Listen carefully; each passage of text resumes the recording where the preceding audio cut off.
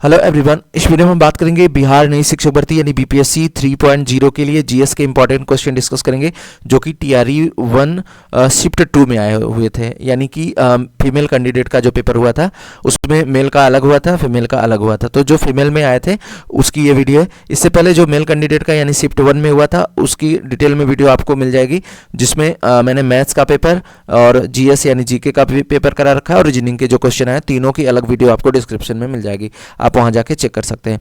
ये आपका जो है फीमेल कैंडिडेट के लिए जो कि शिफ्ट 2 में हुआ था उसके जीएस की पहली वीडियो है।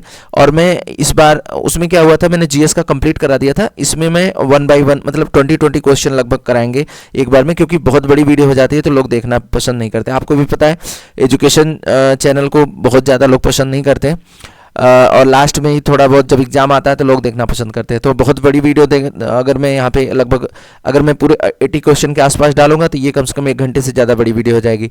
तो मैं यहाँ पे 20 क्वेश्चन ही ले रहा हूँ, ठीक है। आपको भी पता है अगर मैं यहाँ पे उल्टी सीधी वीडियो डाल दूँ तो बहुत ही ज़्यादा व्यू आ जाएंगे, लेकिन एजुकेशन से रिलेटेड बहुत कम लोग ही देखना पसंद करते हैं, टाइम नहीं मिल पाता उनको देखने का। आपको भी पता है क्यों नहीं देखते, ये तो अब ये आप लोग ही जाने, ठीक है। तो चलते हैं, पहला क्वेश्चन देखते हैं। यहाँ पे भू स्थिर उपग्रह घूमता है, ये जीएस की पहली वीडियो है पार्ट 1। इसके साथ जो टोटल लगभग 80 क्वेश्चन के आसपास हैं जीएस के, तो उसको 1 बाय 1 में करा रहा हूँ, ठीक है। तो यहाँ पे पहला क्वेश्चन, भू स्थिर उपग्रह घूमता है ध्रुवों के ऊपर किसी भी ऊंचाई पर, और बी ऑप्शन है स्थिर ऊंचाई पर, और सी ऑप्शन है उस ऊंचाई पर जो द्रव्यमान पर निर्भर हो, और डी ऑप्शन है उपयुक्त में से एक से अधिक, और ई ऑप्शन है उपयुक्त में से कोई नहीं। तो जो भू स्थिर उपग्रह घूमता है ये होता है स्थिर ऊंचाई पर। आपका जो 17 है इसका राइट आंसर हो जाएगा क्या, बी हो जाएगा, ठीक है। इसका राइट आंसर जो भू स्थिर उपग्रह होता है वो स्थिर ऊंचाई पर घूमता है, ठीक है।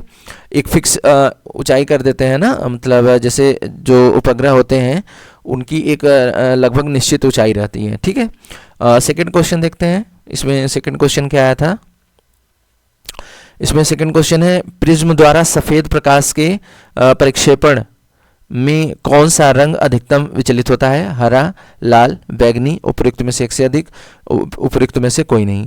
तो यहाँ पे 18 का राइट आंसर हो जाएगा सी, बैगनी कलर जो होता है प्रिज्म द्वारा सफेद प्रकाश के प्रक्षेपण में बैगनी का रंग अधिकतम विचलित होता है। तो राइट आंसर आपका सी हो जाएगा, क्लियर है। नेक्स्ट क्वेश्चन देखते हैं। यहाँ पे दिया गया है कि मेघ गर्जन यानी कि जब बादल गरजते हैं के समय निम्नलिखित में से क्या सुरक्षित है, खुली छतरी लेकर चलना, छोटे पेड़ के नीचे आश्रय लेना, खुली जगह पे खड़े रहना, और उपयुक्त में से कोई नहीं, उपयुक्त में से एक से अधिक और उपयुक्त में से कोई नहीं।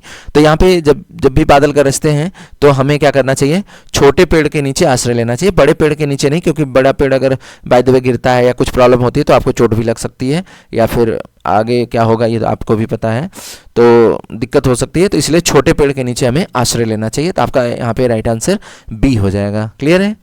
नेक्स्ट क्वेश्चन देखते हैं। इसमें दिया गया है कि इसमें दिया गया है कि स्वतंत्र रूप से पृथ्वी की ओर गिरते हुए निकाय की कुल ऊर्जा घटती है, बढ़ती है, स्थिर रहती है, उपयुक्त में से एक से अधिक, उपयुक्त में से कोई नहीं। तो यहाँ पे स्वतंत्र रूप से पृथ्वी की ओर गिरते हुए निकाय की कुल ऊर्जा क्या रहती है, ये आपकी स्थिर रहती है। तो 20 का राइट आंसर क्या हो जाएगा, सी हो जाएगा, क्लियर है। तो इस तरीके से क्वेश्चन आपके जीएस में आए हुए थे। और आगे चलते हैं, नेक्स्ट क्वेश्चन देखते हैं। इसमें दिया गया है कि नेत्रदान में दाता की आंख के किस हिस्से को प्रतिरोपित किया जाता है, यानी कि किसका यूज़ किया जाता है नेत्रदान में। जब नेत्रदान करते हैं तो क्या चीज़ यूज़ के लिए डॉक्टर लोग जब पोस्टमार्टम होता है तो उसमें क्या क्या चीज़ें निकालते हैं, ठीक है। दाता की यानी जो देना चाहता है, नेत्रदान करना चाहता है, तो उसकी आंख से किस हिस्से को निकाला जाता है। तो पहला है लेंस, फिर दूसरा है कॉर्निया, तीसरा है आपका पूरी आंख, उपयुक्त में से एक से अधिक और उपयुक्त में से कोई नहीं। तो यहाँ पे जो इसका राइट आंसर होगा ये आपका हो जाएगा कॉर्निया, ठीक है। तो इसका बी ऑप्शन राइट हो जाएगा। नेक्स्ट क्वेश्चन देखते हैं। इसमें दिया गया है कि विटामिन B12 का रासायनिक नाम क्या है, विटामिन B12, थायमिन, कोबालामिन, और फिर इसके बाद है नियासिन, और डी ऑप्शन है उपयुक्त में से एक से अधिक, और ई ऑप्शन है उपयुक्त में से कोई नहीं। तो यहाँ पे 22 का राइट आंसर क्या हो जाएगा, बी हो जाएगा, कोबालामिन, क्लियर है। नेक्स्ट क्वेश्चन, इसमें दिया गया है कि निम्नलिखित में से कौन सा अम्ल क्षार का संकेतक है। इसमें कह रहे हैं कि कौन सा अम्ल क्षार का। तो देखिए सिरका दिया गया है, बी ऑप्शन है हल्दी, खाने का सोडा, उपयुक्त में से एक से अधिक, उपयुक्त में से कोई नहीं। तो यहाँ पे जो अम्ल क्षार का संकेतक होता है ये आपका होता है हल्दी, यानी कि टर्मरिक जिसे बोलते हैं। तो बी ऑप्शन आपका राइट आंसर हो जाएगा, ठीक है, जो कि अम्ल क्षार का संकेतक होता है। नेक्स्ट क्वेश्चन यहाँ पे दिया गया है कि जब मृदा अति क्षारीय हो तथा उसमें पौधे पैदा नहीं हो तब मृदा की गुणवत्ता में सुधार के लिए क्या मिलाना चाहिए। पहला है कार्बनिक पदार्थ, दूसरा है बिना बूझा चूना और कैलामाइन का घोल, और डी है उपयुक्त में से एक से अधिक, और ई है उपयुक्त में से कोई नहीं। तो यहाँ पे 24 का जो राइट आंसर होगा ये हो जाएगा ए ऑप्शन, कार्बनिक पदार्थ। जब मृदा अति क्षारीय हो तथा उसमें पौधे पैदा नहीं होते हों तथा मृदा की गुणवत्ता में सुधार के लिए कार्बनिक पदार्थ को मिलाना चाहिए। क्लियर है। नेक्स्ट क्वेश्चन देखते हैं। अगला क्वेश्चन इसमें दिया गया है फ़ारेनहाइट पैमाने पर परम शून्य का मान कितना होता है। पहला है 0 डिग्री फ़ारेनहाइट, सॉरी सेल्सियस नहीं है, फ़ारेनहाइट है, -22 फ़ारेनहाइट और -459.4 फ़ारेनहाइट, और उपयुक्त में से एक से अधिक और उपयुक्त में से कोई नहीं। तो यहाँ पे जो आपका राइट आंसर होगा वो ऑप्शन हो जाएगा फ़ारेनहाइट पैमाने पर परम शून्य का मान कितना होता है, -459.4 डिग्री फ़ारेनहाइट। क्लियर है। नेक्स्ट क्वेश्चन इसमें दिया गया है कि आपका प्रकाश तरंगे किस प्रकार की तरंगे होती हैं। अनुप्रस्थ तरंगे, अनुदैर्ध्य तरंगे, विद्युत चुम्बकीय तरंगे और उपयुक्त में से एक से अधिक। तो जो प्रकाश तरंगे होती हैं वो लगभग अनुप्रस्थ तरंगे, अनुदैर्ध्य तरंगे और विद्युत चुम्बकीय तरंगों में से लगभग दो में ही आ जाती हैं। तीसरा मुझे ये जो विद्युत चुम्बकीय तरंग दिया गया है थोड़ा सा इसमें मुझे डाउट सा है, तो जो ऑप्शन है आपका ये डी ऑप्शन राइट हो जाएगा, थोड़ा एक से अधिक यहाँ पे सही है। क्लियर है। फिर इसके बाद दिया गया है कि प्रबल अम्ल और दुर्बल क्षार से बने लवण का पीएच मान, तो ये शायद न्यूट्रल हो जाता है, अम्ल को क्षार के साथ रिएक्ट कराते हैं तो इसका जो न्यूट्रल की कंडीशन में जो पीएच मान होता है वो 7 होता है। तो यहाँ पे राइट आंसर आपका बी हो जाएगा। क्लियर है। और यहाँ पे एक बहुत प्यारा सा क्वेश्चन दिया है जो कि सभी को पता है, 1 गीगाबाइट यानी कि 1 जीबी में कितने बराबर होता है कितने, तो आपको 1 जीबी में कितने एमबी होते हैं, तो एमबी में कन्वर्ट होता है ये भी पता होना चाहिए। तो 1024 एमबी होते हैं। तो 28 का राइट आंसर क्या हो जाएगा, बी हो जाएगा। क्लियर है। नेक्स्ट क्वेश्चन देखते हैं यहाँ पे। अगला क्वेश्चन है सोडियम हाइड्रोक्साइड और हाइड्रोक्लोरिक अम्ल की अभिक्रिया में सोडियम क्लोराइड और जल बनते हैं। यह कौन सी अभिक्रिया है। उदासीनीकरण, विघटन, संयोजन, उपयुक्त में से एक से अधिक, उपयुक्त में से कोई नहीं। तो यहाँ पे आपका राइट आंसर हो जाएगा उदासीनीकरण अभिक्रिया होती है।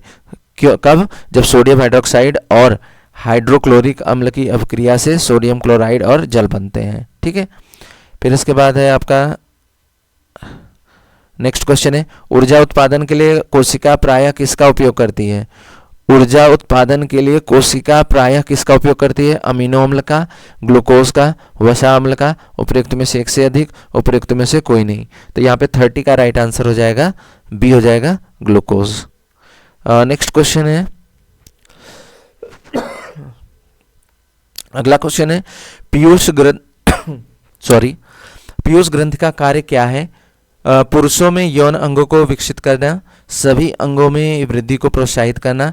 सी ऑप्शन है शरीर में चीनी और नमक के स्तर को नियंत्रित करना।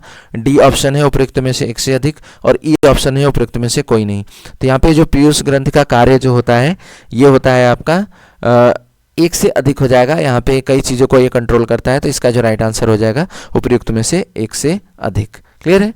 तो ये इस वीडियो में ये लास्ट क्वेश्चन है। इसके बाद नेक्स्ट पार्ट 2 जो आएगा उसमें इसके आगे के क्वेश्चन डिस्कस करेंगे।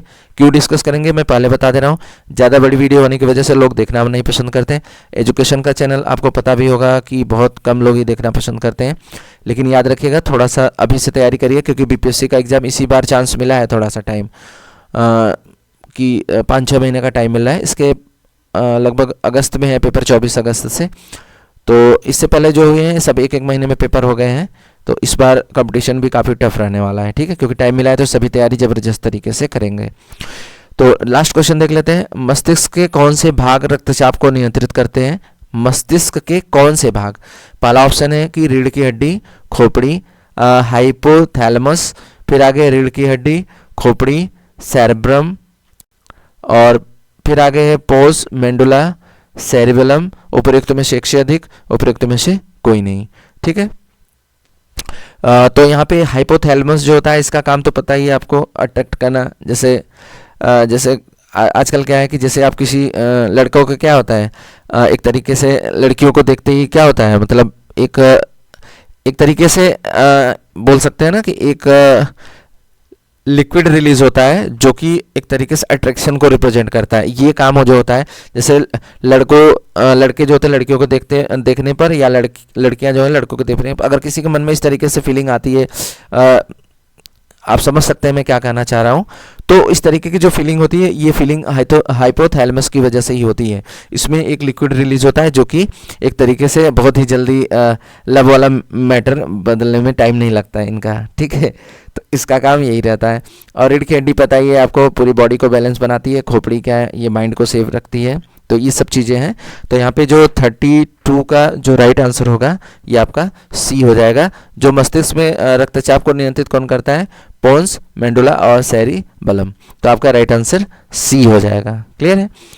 इसके बाद जो 32 के आगे हैं वो सेकंड पार्ट में आपको देखने को मिलेगा। और याद रखिएगा, अगर आप चैनल पे नए हैं तो इस तरीके की जानकारी पाने के लिए चैनल को जरूर सब्सक्राइब करें। टीचिंग एग्जाम और गवर्नमेंट एग्जाम से संबंधित जो भी जानकारी है आपको प्रॉपर तरीके से बताई जाती है, और उसके साथ साथ जो आपके टीचिंग से रिलेटेड सब्जेक्ट हैं उनकी भी क्लासेस में कराता रहता हूँ। तो आप चैनल को जरूर सब्सक्राइब करें। वीडियो कैसा लगा, वीडियो पसंद आया तो लाइक करिएगा, और वंस अगेन चैनल को जरूर सब्सक्राइब करें। Thank you for watching. भगवान करे आपका दिन शुभ हो।